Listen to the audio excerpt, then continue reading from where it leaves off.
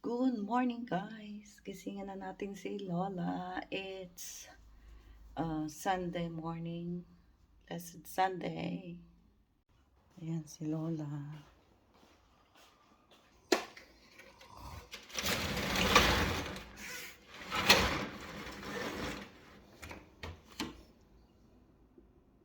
Ima? Ima?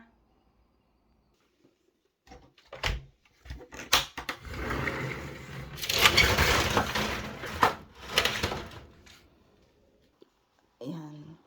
Maspik Ima. Naknulishtot kafe. Biseder? Yala. Boy Ima. Good morning, good morning, good morning. It's coffee time. Ayan. Gising na si Lola. Tapos tinapay tayo. Tinapay na walang palaman. Kasi sausaw natin sa kape. Si Lola may palaman siya. Cheese.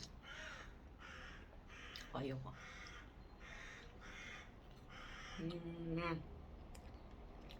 Ganda ng araw. Hindi malamig, hindi mainit. Kaya lang maingay talaga ang bus.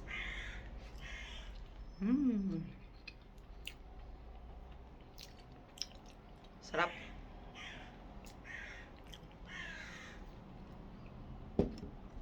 Blessed Sunday sa inyong lahat. Ako, ganito ang buhay ko. Gigising, alaga, kakain kami, maglalakad.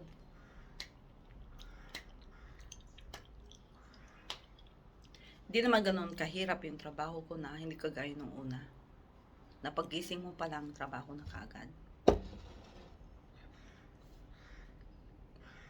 Mabigat ang trabaho sa kanya. Ngayon hindi. Ayaw mo nga gumising eh. Kaya lang sabi ko 9-10 na. Gutom na rin ako. So ayan. Kumusta na kaya ang Cebu? Ang mga nasalanta ng bagyo. Ang daming kawawa sa Pilipinas. Sana maging okay na ang Pilipinas. Sana wala nang kurap. Ika nga ni Cara David, ang wish niya. Sana mamatay na ang mga nakurap. Hindi ko masisisi si Cara David. Ay, nahulog. Nafal! Ang init. Nahulog din na tayo.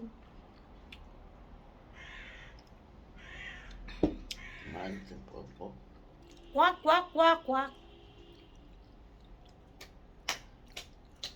Pag winter na dito, unti-unting nawawala yung mga ibon. Lumilipat sila sa mainit na lugar. Tapos pag summer na, ayan, bumabalik nila dito. Ganun lang naman ang buhay ng mga ibon, ano. Alam din nila yung mga season, kung kailan sila lilipat ng bansa na may mainit ang lugar na maraming tubig. Ay, uwing-uwi na ako, makapagpahinga. Uuwi ka, marami kang schedule. Hindi na magpahinga, pero okay lang. Pamilya mo naman yung pupuntahan mo. Oh, Bibale. Diyan na yung anak. It's not Friday, but my ulam is munggo with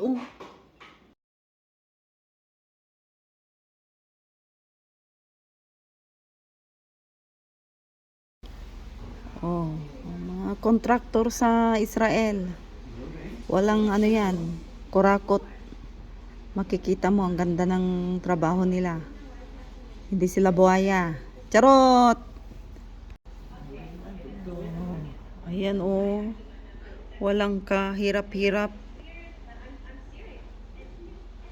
Truck na yung nagbubuhos ng semento. Ha?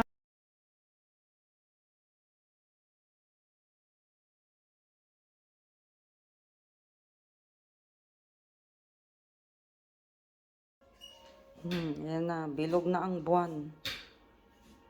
3 oras na siyang ikot ng ikot ng ikot.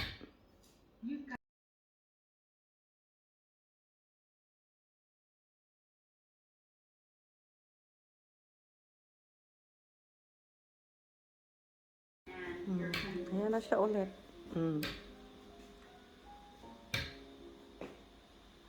Ayaw pa niyang pahawak. Hindi ko alam. Ganyan siya pag bilog ang buwan. Kaya hayaan mo lang siya. Kasi mag-aaway lang kayo. Hello. Ayan, lalamon na naman tayo. Sardinas.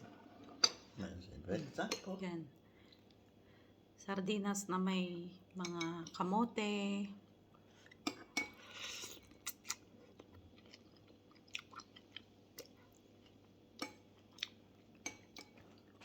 Sardinas dito ito.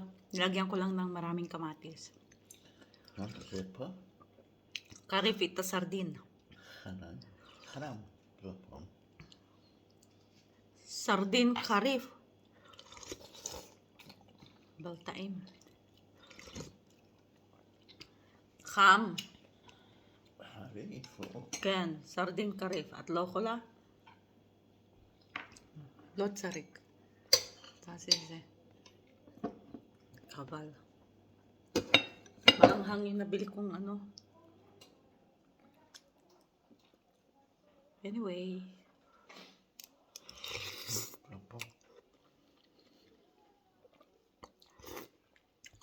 Okay.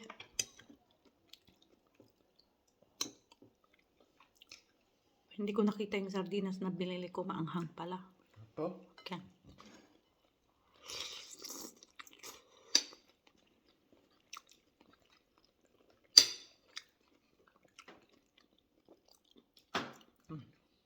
May ekad, rak ekad, עוד מעט, גדול. כן, יופי.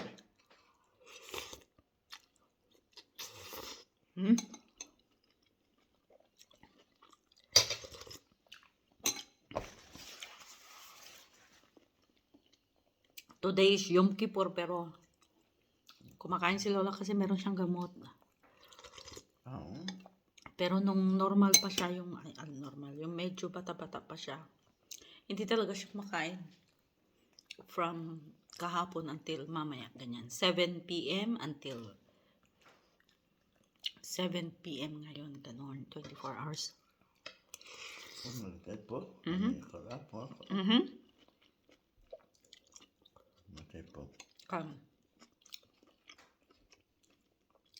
Pati tubig, hindi sila uminom noon. Kasi wala talaga. Pero kaming caregiver, kumakain kami, pwede kami. Yan, painit lang ako ng sabaw ko.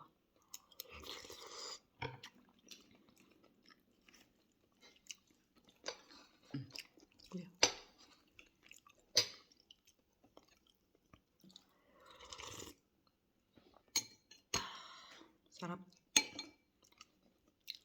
Maya-maya winter na, puro kami sabaw ni Lola. Puro ganito.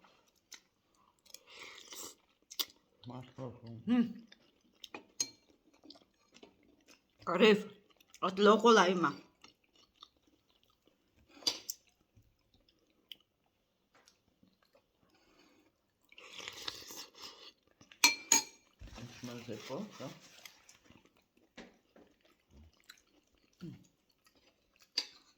At loko lai tamara, karif.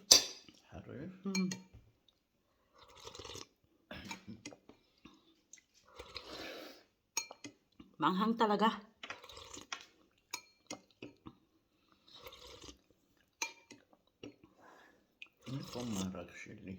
Ba, karif, bigla ze, at loko la. Maere ba ni Mr. Der? Niloka siya tita sardinim karif. Ani kaniti karif.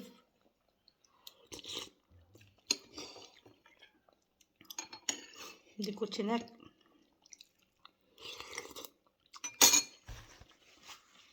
Manghang talaga. Karif, Ima. Ewan ko ba, anong klaseng sardinas siya nabili ko? איך את אוכלת את זה? כן, אני אוכלת עם זה.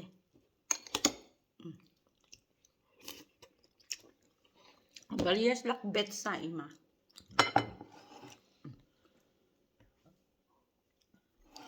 Hindi ko na ipakain to kasi maanghang.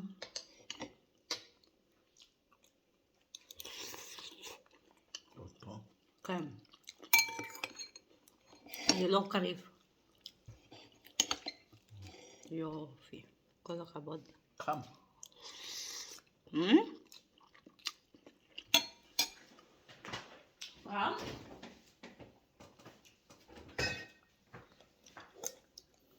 Inom siya ng tubig.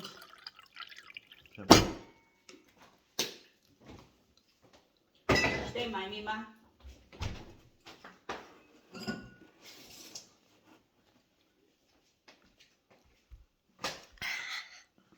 Kinuha ko yung tubig ko. Ken.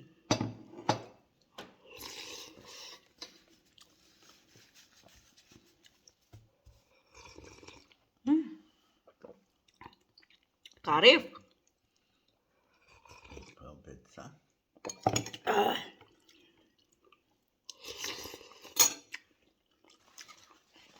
Ang anghang. פה. Marak chili karif. Pero ang sarap.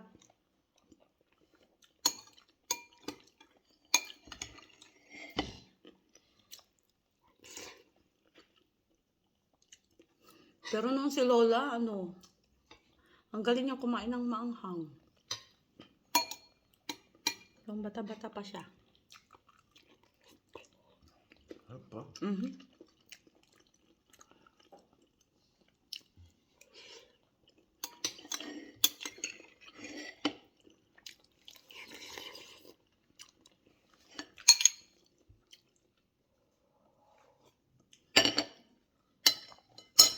Kainin ko na yung kanya.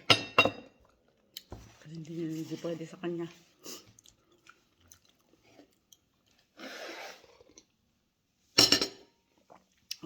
Tinikman lang niya yung marak ko. Pero, naanghangan siya.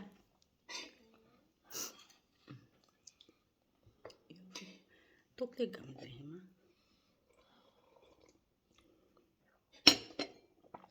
כפה.